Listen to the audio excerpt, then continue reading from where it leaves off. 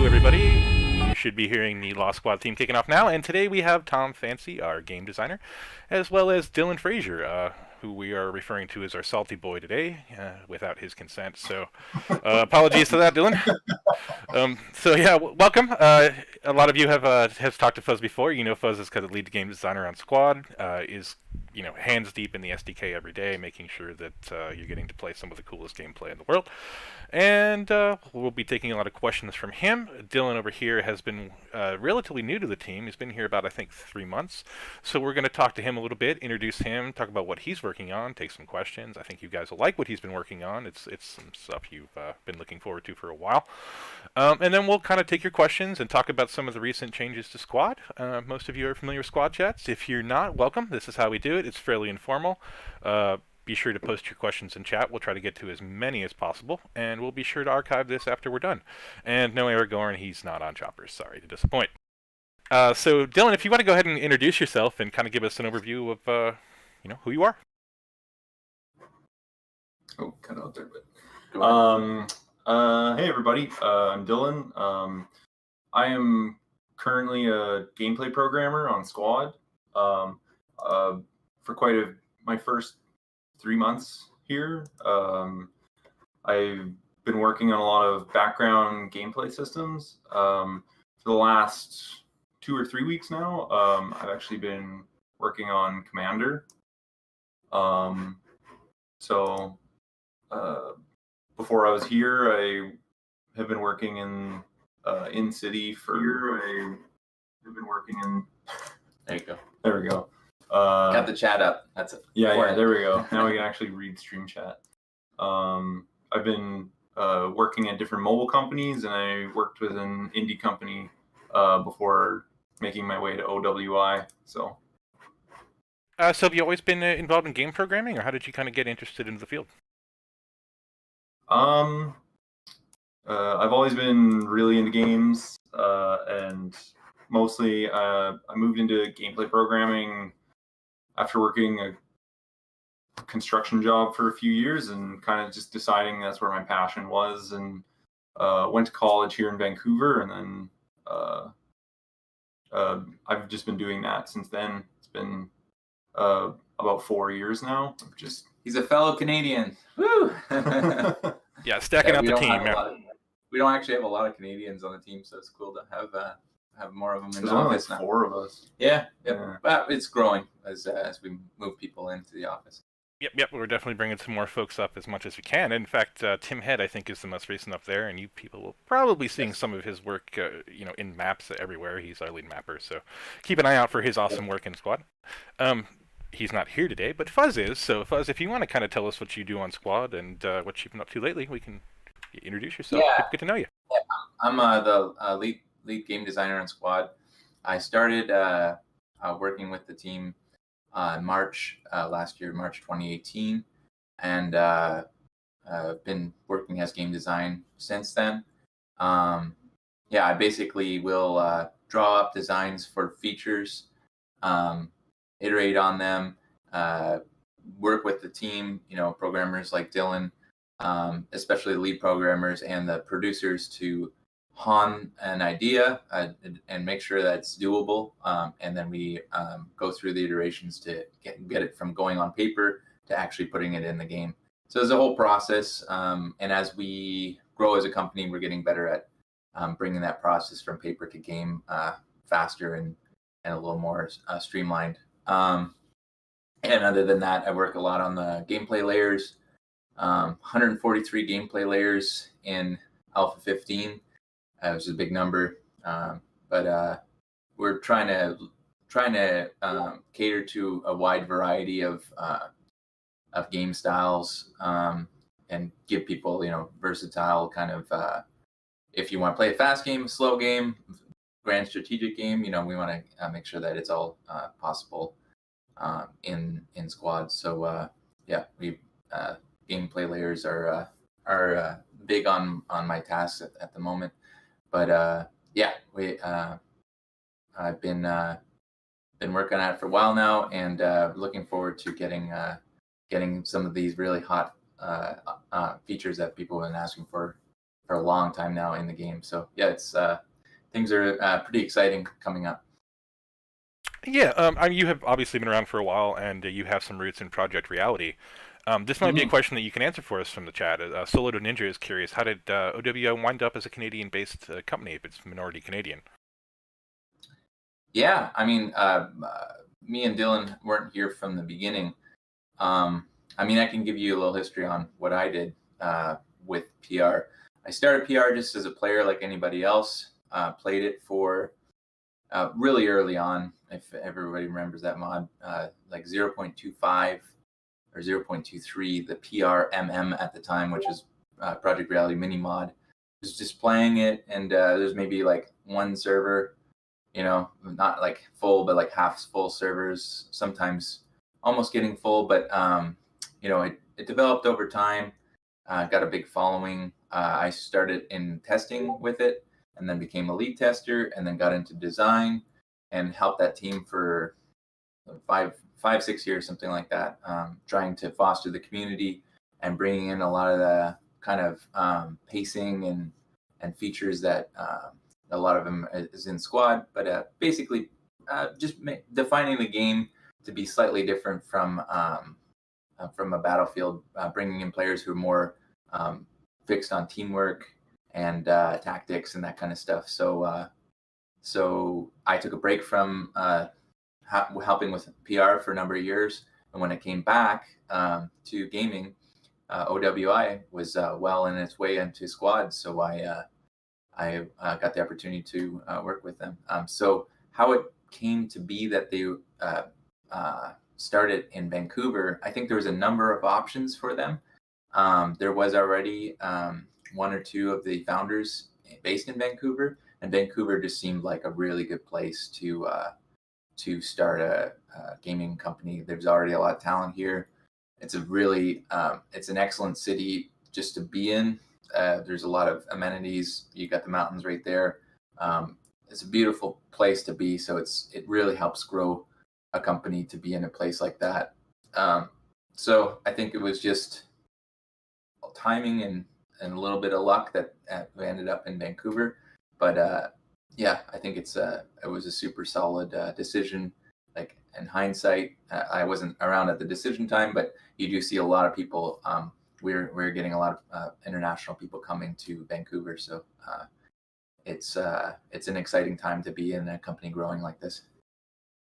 Yeah, for sure. And like a lot of it comes back to it came out of modding roots, so there was a very kind of small friendly group that started this, and it sort of kind of happened that it grew and grew and grew, and Vancouver has turned out to be like a really good place for the gaming industry. We've been fortunate to be able to work with other game studios. There's like Brace Yourself Games over there. There's the folks that are making Onward, and almost more importantly, the Animatrix motion capture studio that we've done a lot of work with has been hugely beneficial to have. So yeah, it's a good location to be. It's a good location for gaming. It's worked out well. It fits our studio culture pretty well, and we're definitely trying to get more people there. So really amping up the Canadian vibe. If you're in the Vancouver area, do follow us on Facebook and Twitter. We frequently run events. There's Unreal meetups. There last week, I think there was a bike race that we were involved with. We are active, very active in the New Westminster community. So do come up, be part of the community. We would love to see you. Yeah, so that's kind of how we got there, and we do pride ourselves on being a Canadian-based company, and it's something that's going to continue to be a point of pride. I do want to jump back to Dylan, since we've made him sit there for a little bit there. You touched on Commander a little bit. Can you kind of tell us a little bit about how you're working on that right now? The previous version, prototype version of Commander was that we had internally very much was that a prototype version. A lot of the work to make it something solid that we feel comfortable bringing it to the public. All that work still needs to be done in a lot of ways. So a lot of my time so far has just been spent bringing what that prototype was into taking that functionality and bringing the solid version to parity with where that prototype was, and then we'll be able to start building on it in the future. That's the plan anyway. Yeah, so usual workflow, kind of like we had a design document for the commander sitting for a long time, and we finally got the manpower to get onto it. Ren, one of our blueprinters, was able to get a lot of the stuff prototyped, but this is all done in client side, so it's not going to replicate well when you have a multiplayer with 80 players. Just because he's doing something on his client doesn't mean it's going to replicate well to everybody else. So, so I got to do a cool part. Ren got to do a cool part, and now Dylan has to do the hard part, which is making it work seamlessly with no bugs. And so it's kind of a process converting it like to be native into the engine. So, and he's well on his way on doing that. So that's kind of how the process works. As a modder, a lot of times what modders will do, they'll do something that works great on their client, and they'll be like, look at this amazing thing. They make a video of it, which, you know, as modders, we used to do that all the time. And then we're like, this is awesome. And then the problem starts to come when you're trying to replicate it in multiplayer. You're like, whoa, this is harder than it looks. And then you realize I have to completely scrap the entire thing and redo it from scratch. And that's where modders a lot of times have problems, because it's like, well, you know, this isn't going to work the way I want it to. And then it almost becomes insurmountable task. Yeah. So having someone like Dylan, who is very experienced in making things like that work. And when Dylan gets stuck, he has a support team. This is a difference between like, you know, doing something as a mod and doing something as a development team, is we have a team to help us get us through these problems so we can make the design become a reality. Yeah, that's actually kind of a curious thing to me. Having been, you know, with OWI a little bit longer than both of you, I know that like those design docs have been there for years, and we've even had some implementations like such as Command Map. Like some of that stuff came in, and I'm wondering if you guys kind of face any unique challenges or how you approach it to kind of stay true to like the past of Squad, but still making sure that it's the best thing toward the future, and you know where you overlap on that. Yeah, I mean, the Commander doc was around before I even joined, which was, you know, like going on, yeah, quite a while ago, over a year and a half ago. So yeah, a lot of plans are drawn up, and it's about taking the essence of what the design is and making sure that essence is still in. And you obviously have to make compromises. You know what I mean? There's a lot of things that were in the original design doc that are still going to be nice to haves, but we're taking it on an iterative approach where, you know, obviously just having the commander in there is better than nothing, having some support actions and all that, and then having all the icing on the cake afterwards, the nice to haves, is like kind of stuff that like, hey, if we can get to it, we'll get to it. As long as the essence is in, that's the most important part for us to do. And yep, and that's Dylan is making it happen. I mean, you could talk about any of the specifics that you've been working on lately if you want. Like, there's nothing we can not talk about with Commander, right? Basically, we can talk about anything we want. I don't have a lot of like big secrets necessarily to talk about. Lots of our time has been spent just making up a plan, so that way, like you said, like the original intent is still there for what we wanted it to do and like how we wanted it to feel, but also making a realistic plan so that way we can bring it to you as soon as possible. Because like, for example, we obviously have to have UI to get the commander into that position, and that was all done in Blueprint. Yeah.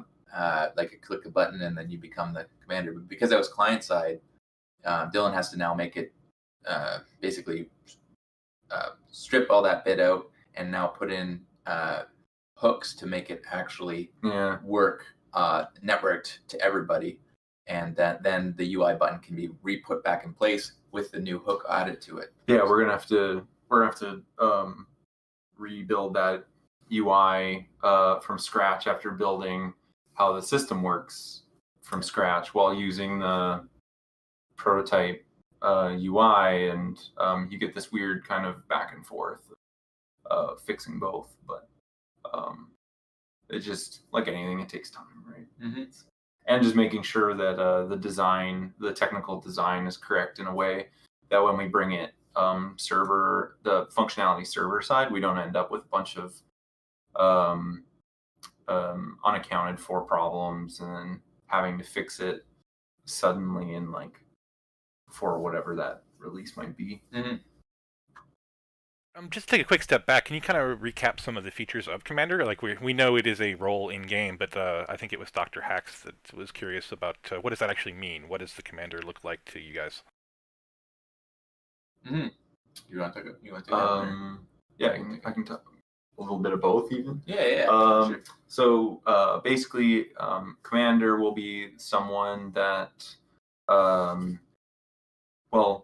commands. They take control of the team at a team position type of way, where they have contact with all the different squad leaders, and that player is given special powers to perform different actions that can affect the game in really major map changing types of ways. So calling like a UAV or calling like an artillery strike or things like that, as well as being given the ability to like mark things they want to be done and like communicating effectively with squad leaders, so that way you don't end up with the problem of a bunch of squad leaders who don't want to listen to each other, who are or maybe aren't agreeing on something. You're given this one element that allows everyone to rally around, so then like a decision is just made and then people are able to work more closely.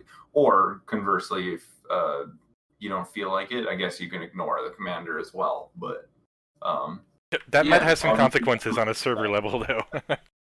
Yeah, our design intent with Commander, it is to be flexible, because like Dylan said, we do notice a lot of times squad leaders can get into this thing where either one squad leader has to take control and like dictate where everybody goes at the same time as leading a squad. And we're going to allow flexibility, so you're still able to do that and be commander and lead a squad if you are capable of doing that. Or if you want to, so you can be a minimal commander, but enough to guide the team, while having some of these support actions. Or if you want to strictly be a commander that, you just observe the map and you're fully engaged on situational awareness, kind of giving intel out to all the other squad leaders and really guiding the team. And obviously that will only work if the squad leaders trust you, right? So just like squad leaders form kind of like dynamically, where some squad leaders are just minimalists while others are fully engaging the team, we imagine the commander will be the same way. Some guys, as soon as you see that guy in the server, holy shit, this is going to be a good game. That guy is going to be commander for us, and we're going to have a really good plan. So we understand that it all kind of depends on the players, how they use it. So we're trying to keep it versatile enough that you can use it in different ways. But there's a lot of different features of the commander, and not all of them are going to work, I think, but we want to experiment while we can. One of the features that we haven't really talked about, but we are adding, is it's a punishment feature, actually. It's commander's worth 5 tickets instead of 1, to try and dissuade him from being like the frontline troop that just runs out there all the time. And that might not work out. We might have to change it, but that's an example of something like that is going to be a feature. And it sounds easy, but that's something that Dylan has to make because it's different than the rest of the game, right? So that's something we have to add in. Yeah. Oh, go ahead. I was like, we can come back to it, but I was actually kind of curious what it looks like to go from, like, if Fuzz comes to you and says, hey, I want the commander to be 5 tickets, do you just kind of stare at him and go, that's cool? Or, like, what's the next step there? But we can loop back on after we finish the other features. Yeah, usually the process is we've got this big design doc, all the features we want in. We have a meeting with the producers. We call out the ones that are probably... we put them into like a nice to have basket, all the ones that are maybe too pie in the sky or something like that. We get the core ones in, and then they start getting into Jira, so they all get tasked out as Jira tasks, and then lead programmer gets in on the discussion. He's able to sort of start prioritizing, helping us prioritize, and also determining how possibly long each of these tasks will take. And then Dylan's like the workhorse programmer, so it goes through the lead programmer, and lead programmer will dish out the tasks. I think I have that mostly correct, right? Yeah, that's exactly how the process has gone so far. That's low. And then if Dylan runs into problems, he can bring it back out to the programmer, and he can reassess if it needs more manpower into it, or if the task is like beyond scope. And so there's a bit of a back and forth there. So it's not like as a designer, game designer, I'm not giving tasks to Dylan. I'm giving it to the lead programmer. Lead programmer is divvying out the tasks to the programmer. So we have different departments. Me and Dylan are in very different departments, but we work on features, but in parallel kind of thing. If you know what I mean? Yeah. So that's the workflow a little bit. We aren't on choppers. Yeah. We can address that real quick. Fuzz and Dylan aren't going to have any news on choppers. They are still in testing. They're coming along nicely. We're pretty pleased with the way the flight model is going. We're going to have to roll them out to public testing for you guys pretty soon because they need to get done. Like it's going to be, we're going to need your feedback. We're going to want to know how they feel to you. We're going to want to know how they perform for you. You guys are going to be absolutely key to that. So expect to hear a little bit more about that soon. But we'll when the time comes, we'll have somebody that's a little bit more involved with chopper development. Obviously, there's a lot of cool stuff to talk about, like physics and how we actually modeled them, so we can talk about art and their stuff too. It's been a cool challenge to kind of get them to perform on servers, and that's going to be an ongoing challenge with optimizations. So, we'll hear more about those. They are indeed coming. But speaking of flying things, I did just see a question. Are there going to be UAVs as part of a Commander feature? Definitely. First iteration. I don't know if the UAVs. I think they are. I think they're going to be in. I think they make it. They're definitely going to be in, but basically how the UAV is going to work is Commander calls this thing in. It flies off map to the location that you've called it, and then Commander can access the camera through that UAV and scout around with it, zoom, and hopefully be able to use it to place markers and stuff like that through the camera. So it'll be an excellent surveillance tool. You're not going to be flying the UAV like a crazy drone kind of thing. It has a set flight path, but you'll be able to have the perspective from the UAV's position. Yeah. And it's not 100% guaranteed, but we're hoping we can shoot them down. So it's going to be way up there, but if you happen to notice it and you have the right kind of weaponry, you will be able to knock out the commander's UAV. So it won't be this god power. It will have counters if you are smart and able to if you're observant and you see it. Will it have thermals? That I don't know. We'll definitely think about it if it makes sense, and perhaps they'll have some kind of different filters. Thermal, I can't promise that, but yeah, definitely we want it to be. If we're noticing it's not very useful, it's definitely gonna have super high zoom levels. So the UAV will be quite a powerful tool. We want it to be a powerful tool for the commander, but it will be on a cooldown. It will be called in, do its thing, and then it will have to leave. So you won't have an infinite amount of fuel on the UAV. But it's basically a very strong tool for the commander that he'll want to use. That's what we're the design intent for it. Yeah, well, thank you. Again, sorry, go ahead. Great. I'm just trying to read some of the chat here. Yeah. Yeah, no, it's definitely the goal is to try to make it a usable, something that you actually want a commander all the time to have, but we don't want them to be godlike. That has definitely always been part of the conversation. Is we don't want them to be, the all-seeing eye in the sky. They have to get information from their squads. They have to relay it back. It has to be part of the decision. That's really what the hope is. I think there is that a fair summation. Yeah, definitely. I gotta say, hi, Lindsay. My girlfriend's watching. Bye, Lindsay.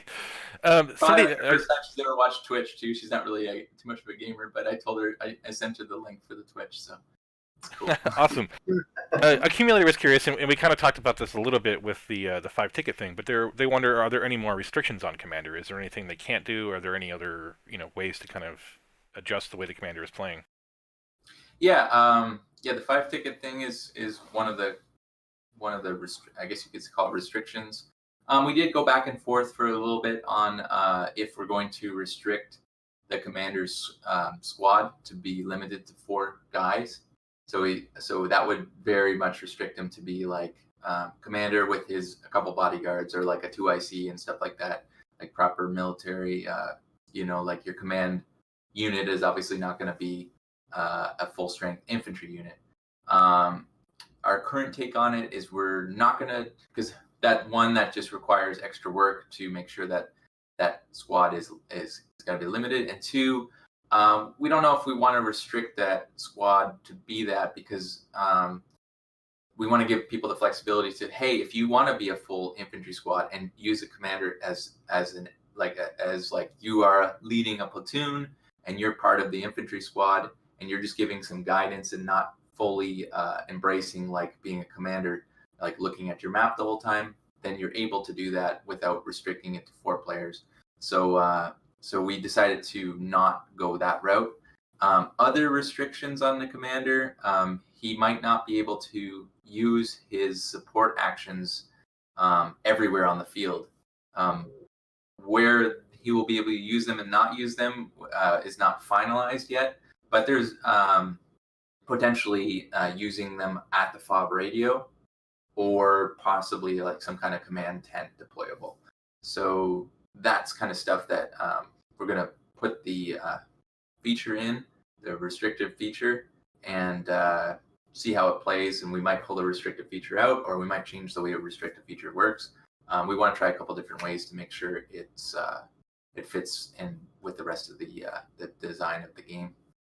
Yeah, and that's a really good point to make, is like we are still talking about code that is actively being worked on and being developed. So there's a lot of this stuff that could change, change based on feedback, change based on what's technically possible. So like, be aware that there are going to be changes, and that also means that your feedback is important to us. So when you do get your hands on Commander, let us know what you think. Like we want to know, we want to hear how we can make it more useful, how you're feeling about things like the UAVs. That's cool stuff to know. And we really want that to be in there. The vote. You talk about the voting. Yeah. That's an extremely. It sounds simple, right? Like, yes, we do want to add a commander vote so that squad leaders will vote for the commander, right? Yeah. And it's like, just add a vote, but it's a very complex thing from the perspective of like the technical perspective. Well, yeah, because you have to figure out ways so that way people can't just come in with their group of friends, everyone start a squad, vote the you vote, as commander, all of them jump onto your squad or whatever. We have to put a bunch of limitations there so that way people aren't just doing whatever they want. Yeah. So for commander, we will be adding some kind of voting system for it. How exactly that's going to work, we don't have the exact details for it yet, but yeah, essentially it will be like a position that you apply for and get into, and it's not necessarily a kit role.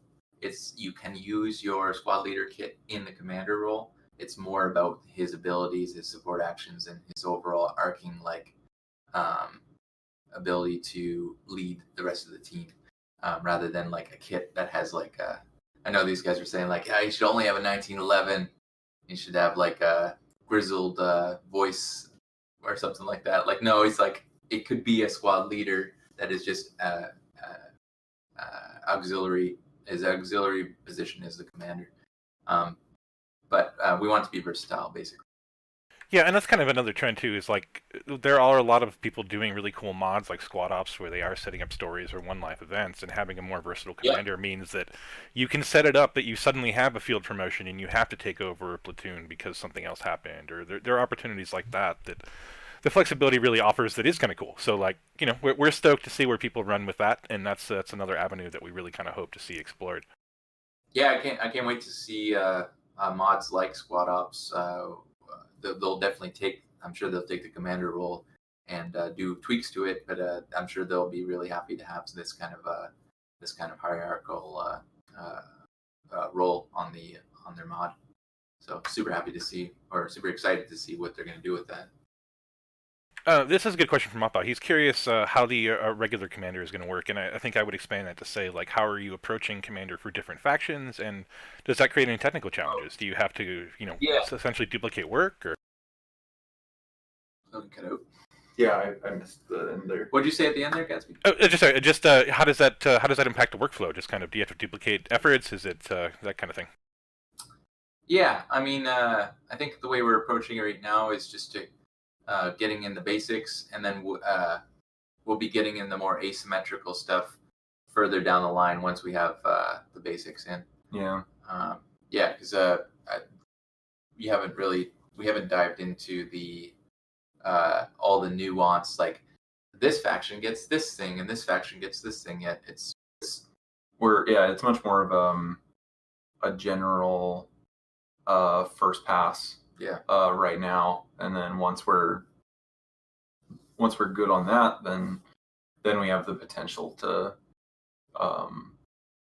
the time to get to add all that other stuff, the extra systems, and feel comfortable with what we've done as well.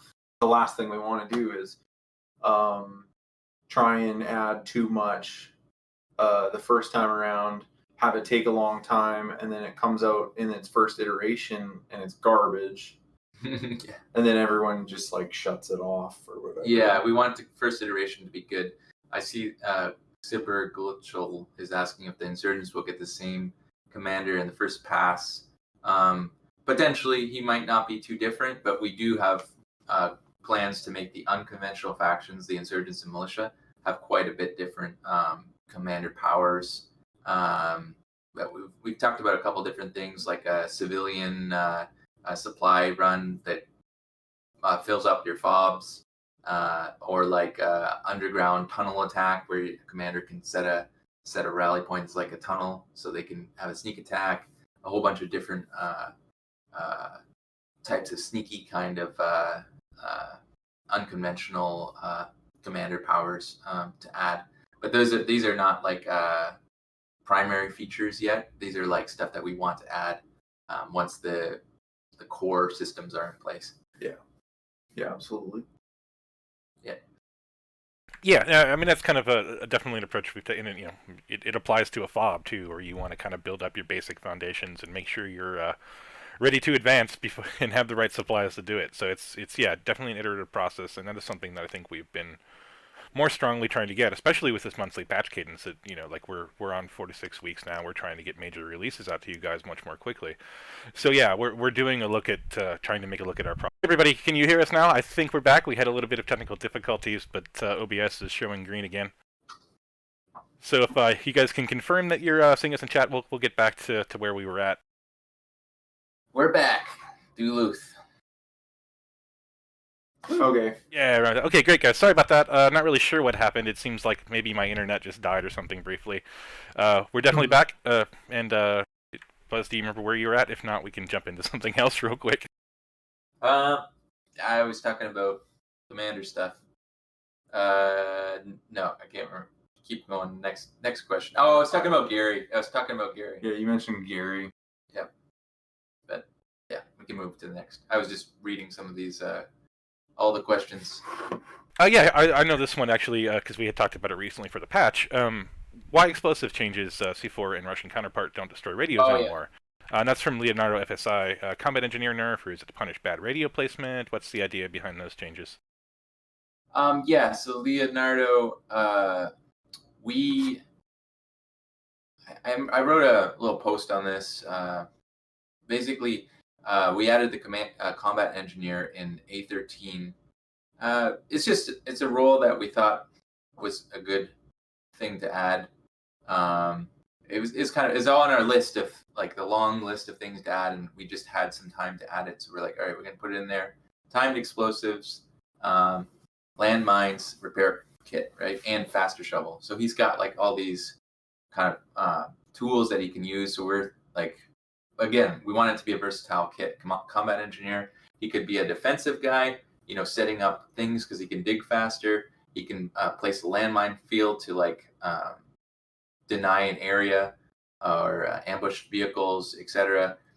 He can be a complement to a vehicle crew because he's got a repair kit right there. So if a vehicle crew happen to be in the area, he can repair it.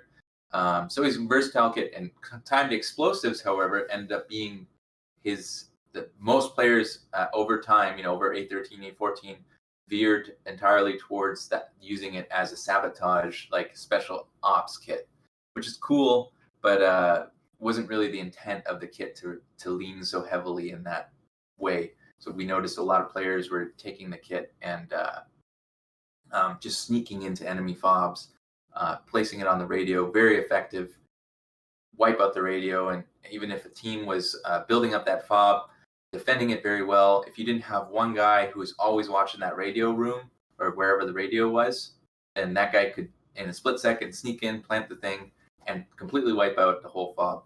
We didn't really think that was the best way to reward teamwork, because one guy can wipe out a whole bunch of other players' hard work and manpower to get a fob up and running. So all we did was reduce the damage. Increase the health of the radio a little bit more to make it a little more sturdier. We know that's not going to fix the entire problem of this being able to wipe out a radio instantly, but it's a small change. So that was the main reasoning behind that. Was we weren't quite happy with the way the kit was being played out on as the meta of it evolved. So we're hoping to change it a little bit. So no more 420 radio health. Yes. Karma. Yep, you'll have to go back to the hemp fields for your 420 needs, apparently. Yeah. People have requested that we go back and summarize what happened with Gary, because we cut out as Gary exploded the stream, and we don't want to leave them hanging. I don't know. No one knows Gary. It's a PR term. Gary is a dump truck that people loved in PR. It was like literally a dump truck that said OMG on the front of it, and it had big ass huge bombs on the back of it, like aircraft bombs. I don't even know if it had the aircraft bombs, but basically it was an aircraft bomb. When it go off, it blew up everything in the whole block.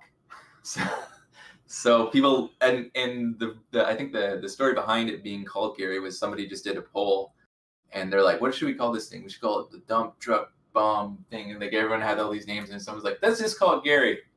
And that was it. People called it or voted that one number one. So since then it's been called Gary. So yeah, it's like basically a bomb truck.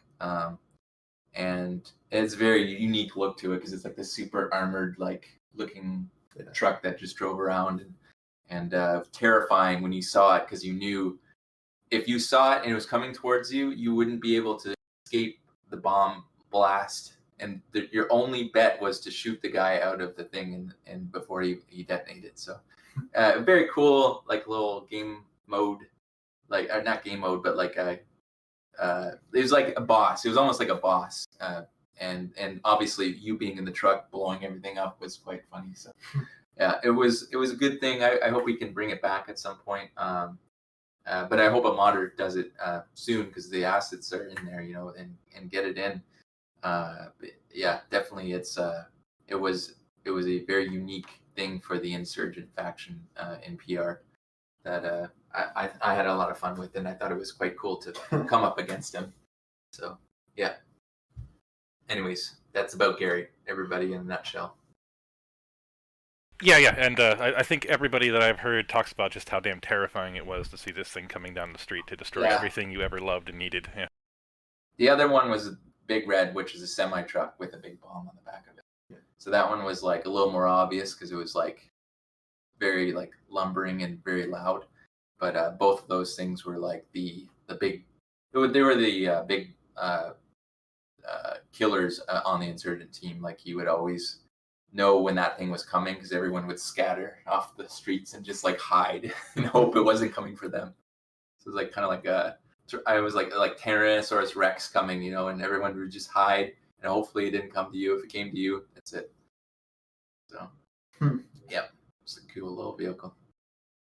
We had a good question from T-Mac. Will the momentum, the inertia of the soldiers' movement change? How are we feeling about that right now? Yeah, I mean, that's a good question. yeah, it's still not finalized. It was. I think there's still a little bit of momentum in the game, but it's drastically reduced since starting in A13. Um, yes, so it still can possibly change. I think we kind of reduced it to be in line more with most other FPSs, which don't really have a lot of momentum in them. I'm not a big fan of it. I really like the momentum that we had. But it's not. We can't always create the game to our specific personal tastes. So, yes, I would like to see momentum return.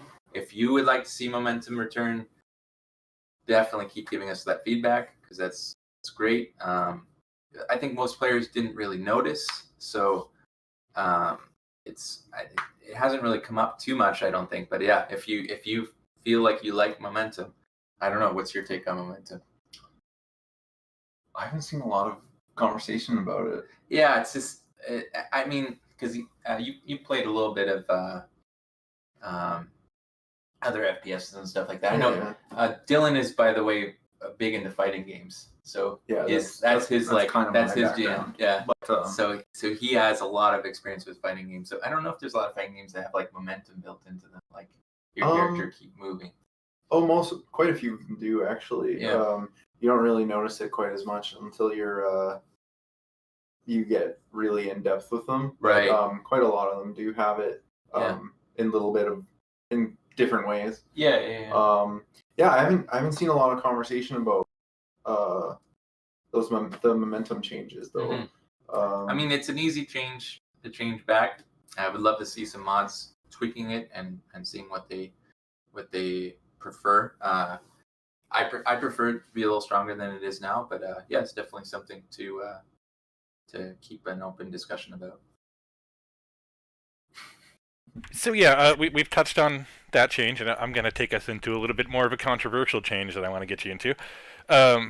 People are curious about insta-death. It's something that's been changed fairly recently. If you could kind of give us some of the background of where it was, where it is now, and yeah, just kind of explain kind of where we're currently feeling on it, if there's anything that we can kind of talk about with regards to it. Well, I want to, because I'm going to throw Dylan a knot, like, because a lot, when you say insta-death, it's like all the players who play a lot, they instantly know what you're talking about, but it's a weird term.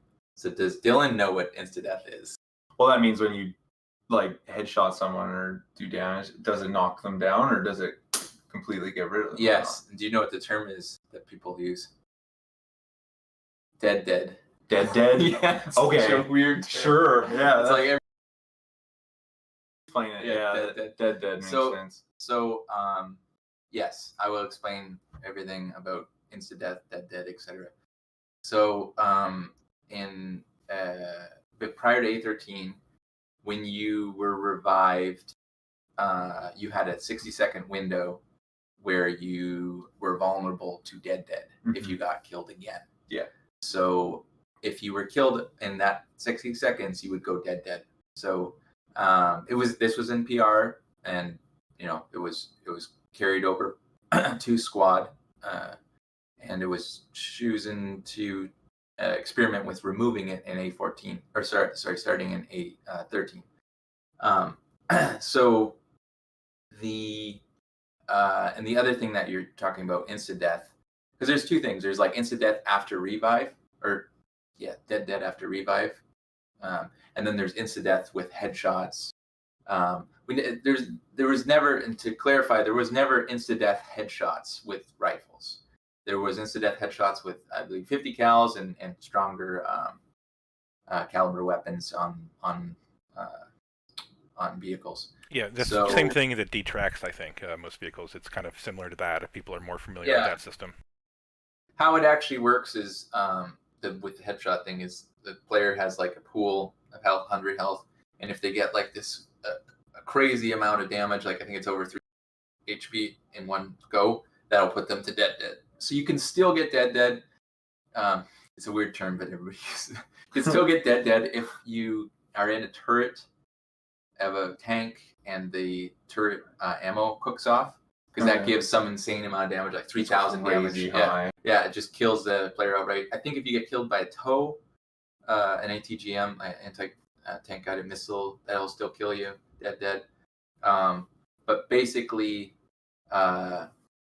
there's most of the ways that you could go dead in 8.12 and before were removed in 8.13 as an experiment to see if taking out some of that frustration from not being able to be with your squad would bring some more uptime where you're with your squad, you're moving with your squad, and less frustration at waiting at a respawn screen and then not being with your squad because you were having to move back from a previous location to relink with your squad and breaking the cohesion. I mean, I think that was the main principles behind taking the insta-death and taking the dead out. On my personal level, I didn't agree with removing it, and I still don't really agree with removing it. I preferred with it in, but of course, I don't want to be biased about it, and I want to give an open chance for it to work. We have seen a lot of players, a drastically increase on player counts in the servers. A lot of people really loving the last couple versions. Overwhelming amount of positive feedback on how they're really loving Squad currently. I don't know if we can attribute all of this to the removal of insta-death or dead, but certainly that's a debate to be had. We do see on message boards, Discord, Reddit, a lot of people really don't like insta-death or being removed and dead being removed. It's controversial. I knew it was going to be controversial to remove those things. Oh, yeah. But that's something that we're still actively discussing within the team, and I know it's being actively discussed within the community. So, keep giving us your feedback about it. I think it's important. It's not set in stone, so we want we definitely want more feedback from the community on it, and we would like to see from all sides, because obviously we want the game to be grow in player size. We want more and more people to come in, and as we get more mods as well, you're going to see more people filtering into more hardcore versions of the game as the modding community grows and kind of goes into their building each kind of type of experience that they were looking for. So sorry, a lot of talking about insta-death and dead, but that's the nutshell there. Yeah, and that's hopefully providing you guys some insight. Like, we're still listening. They are still experimental changes. We know that changes perhaps aren't coming as fast as you guys might like. But all of your opinions really are well represented in the community, and it is sort of a daily topic that comes up. Like, we're watching, we're reading along. I'm making sure to personally get stuff into Fuzz's face. I'm making sure it's being discussed. It is an active debate. You do have advocates for both sides in the company. We're watching the numbers. We're trying to get better surveys out to you guys. Look out for another one of those coming soon. Sure. Yeah, these are all things that we're taking into consideration, and we're trying to take some time to be careful with this. And but they are still experimental. That's definitely a key thing to remember. Somebody did mention today that experimental they thought might be a thing that would turn off immediately, and we apologize for not making that maybe a little bit more clear. The duration of experiments and things like that. We can definitely try to message that better and get you guys more in the know. Yeah, no, I agree with that. I was the one who was labeling it experimental. We should definitely be more clear on exactly why we're making changes and what our thoughts are on stuff like that. I did want to comment on one of the guys' comments here. There's a lot of nuance when it comes to all these things. So Auxiliaries made the comment, Headshot should not have a chance of reviving. Now I disagree with the revive or removing completely the ability to have any fear of dying after revive. I think there's a lot of ways we could tweak that. We haven't gone into all those ways yet, but I definitely disagree with headshots not have a chance of revive.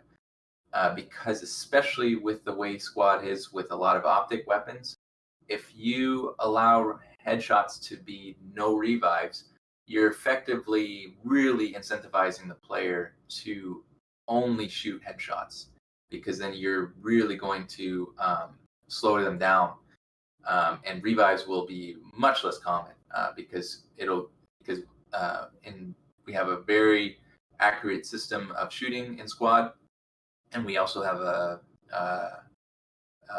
a lot of optic weapons, so you're going to see a lot more headshots if you were to change that. So I disagree with that one particularly, just because I wanted to make it clear I'm not all for that. But there's a lot of discussion to be had on it. I know everyone wants to get into the super details on that kind of thing, and Dylan's probably like, what the hell? No, I get it. It's the difference between hardcore players wanting to get reward for playing really well, but also you end up with newer or more casual players just wanting to be able to play the game, and not necessarily getting completely annihilated every time.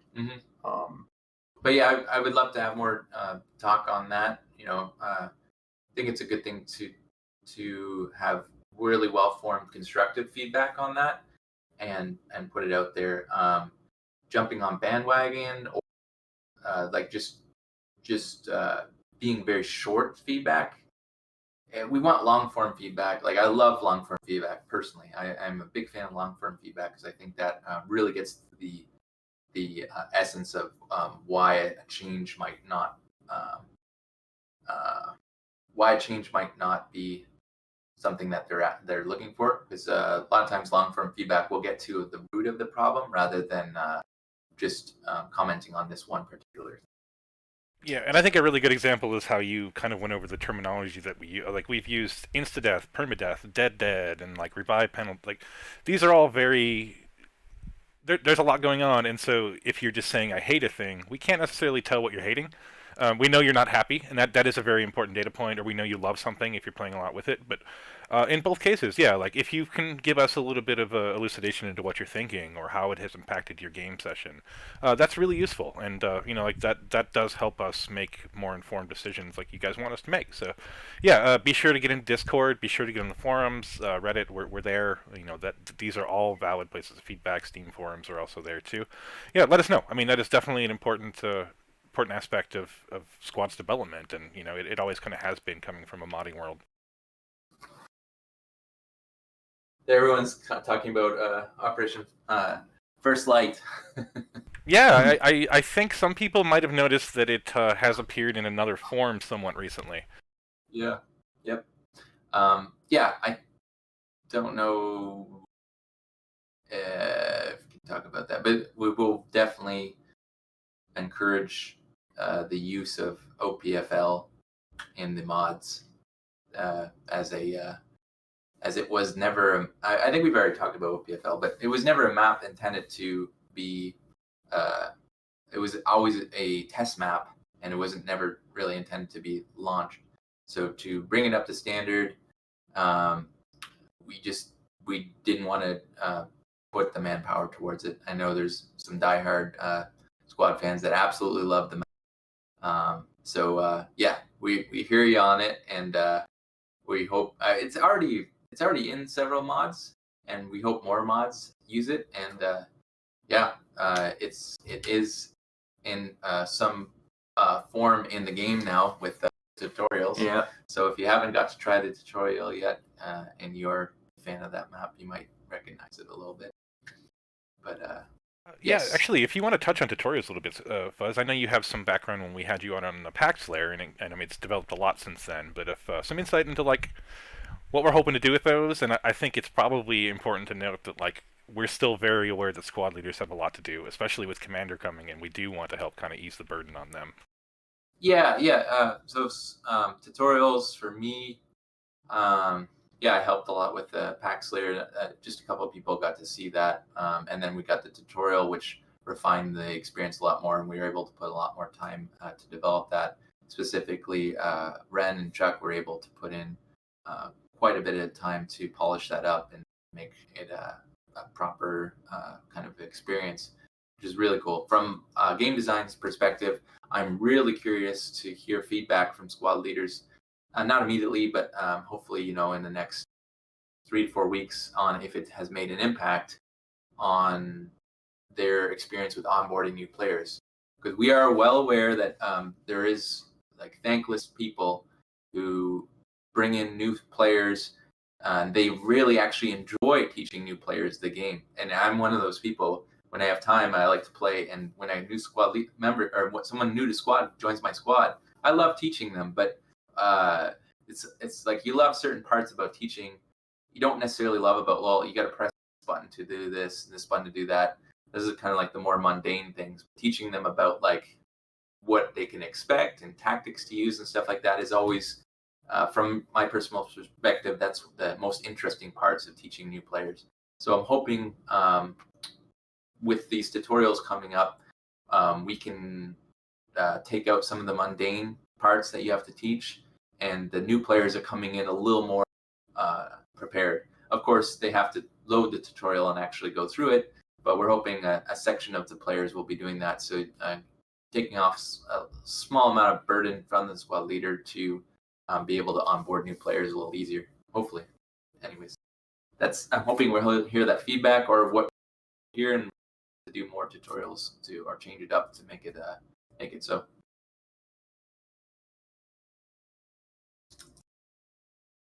Did we crash? I don't know. We're Gatsby. Can you hear me? Hello. Oh, I hear you. there. We go. Oh, sorry. Yeah, I think one of my push-to-talk keys is slowly dying on my keyboard, so I apologize for that. Yeah, no worries. Yeah, someone asked if we can do an SL feedback form and actually ask how people are, getting more information that way. Yeah, that's something we could do. That's a good idea. I think we could probably look into getting some SL feedback forms out there. Yes. One of the biggest problems with feedback forms is always trying to get all the different sources of players.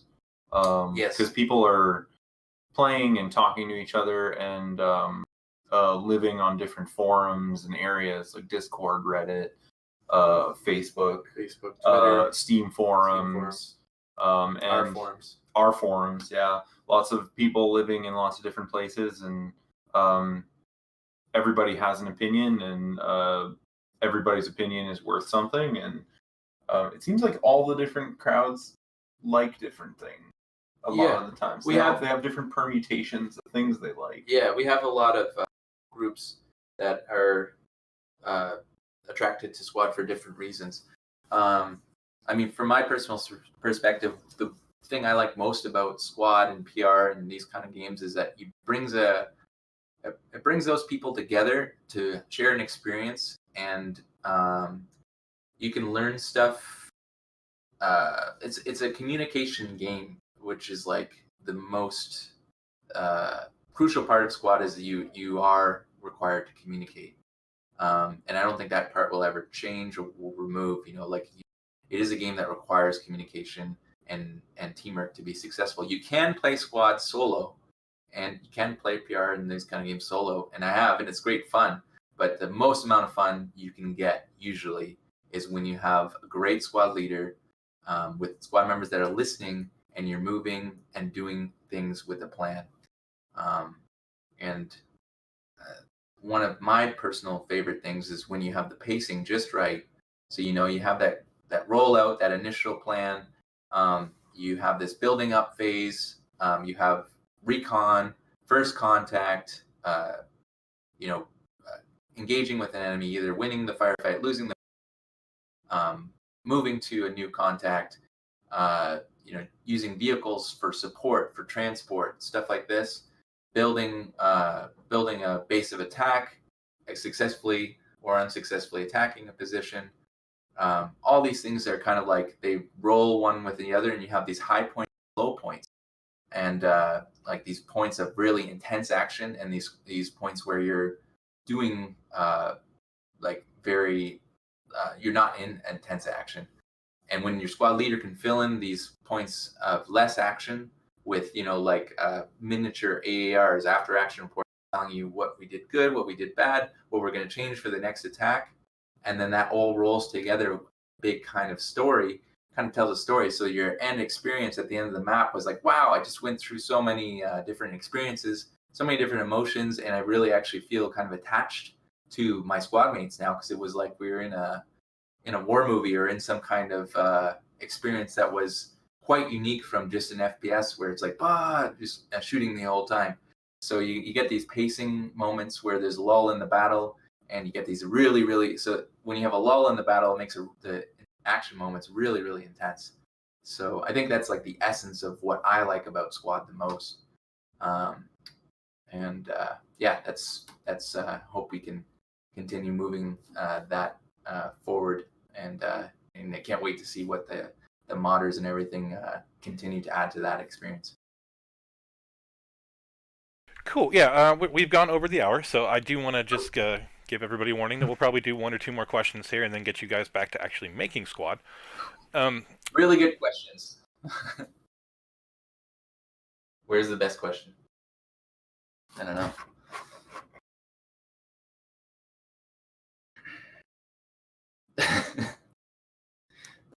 Look at his one underneath it. See your farmer. That's so easy. Sorry, cross. Which one? Oh. Yeah. No, those. So Hutch Inman has been working very, very hard. Hopefully you guys can hear me. They're saying I'm muted again. Yes, I can. Cool. Yeah, so he's been working very hard this entire chat. Do you guys know anything about negative mouse acceleration for vehicles? What was the question again? Do you know anything about negative mouse acceleration for vehicle turrets, especially?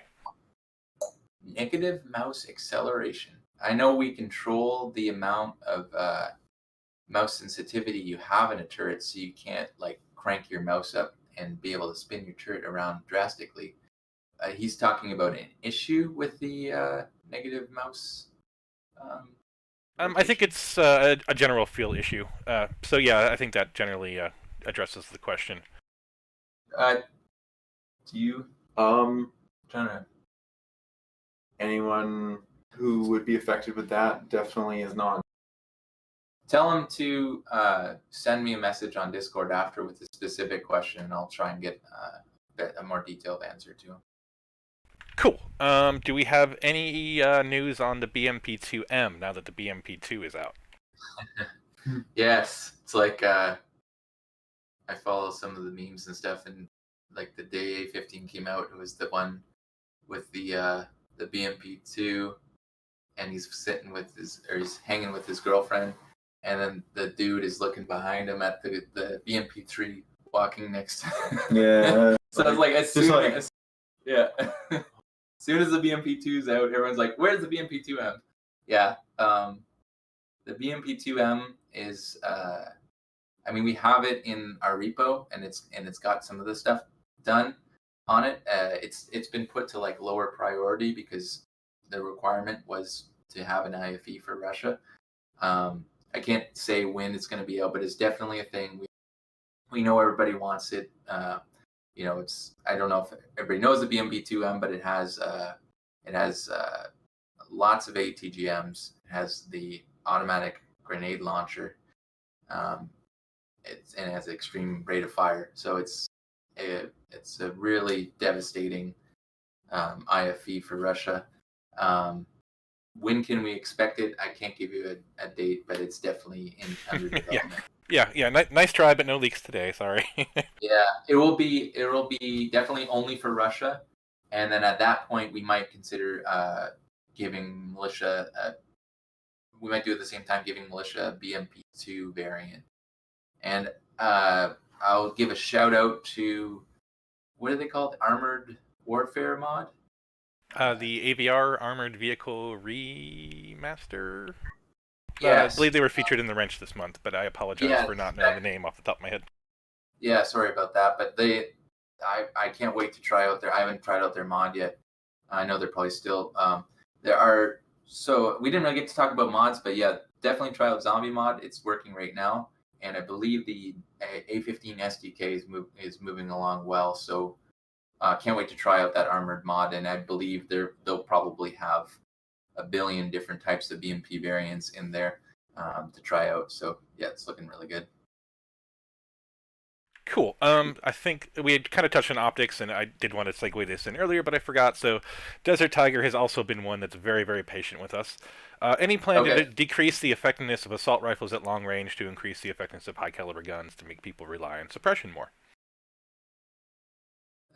Decrease the effectiveness of assault rifles at long range to increase the effectiveness of high caliber. Yeah, are we looking at making machine guns more effective for suppression, or are we comfortable with the way that assault rifles are functioning in a role the way they are now? How do you feel about gunplay as it is, I guess?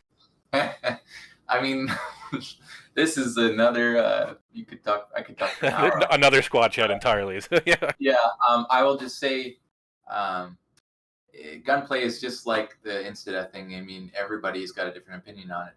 Personally, no, I'm not happy with the gunplay with the assault rifles. I don't like it, but I know a lot of people like it now.